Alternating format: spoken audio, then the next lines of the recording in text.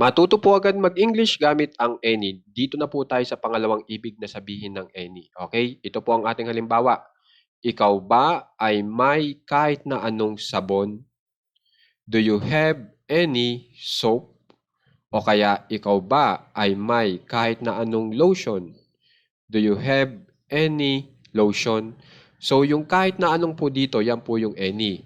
At ang ibig sabihin po nitong kahit na anong ay hindi ka namimili ng sabon. Kung ito ba ay mamahalin, mabango, maliit, malaki.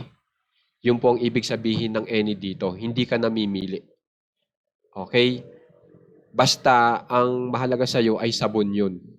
Okay? Pagpatungkol sa lotion, ganun din po. Hindi po namimili yung nagtatanong kung ito ay mura, mahal, malakim, maliit, o branded.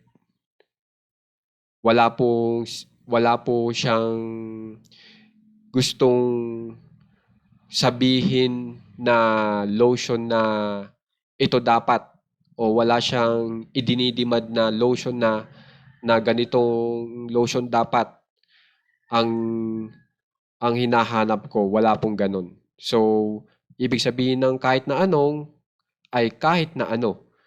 Wala akong pinipiling lotion na specific. Okay po? Kaya naman guys, kung gusto nyo pa mas matuto mag-English, gamit po ang any. Meron po akong ini-upload na bagong video na mas marami po kayong matutunan gamit ang any. So sana po panoorin nyo at sana makikishare din po ng ating video para dumami po tayo. Marami po salamat.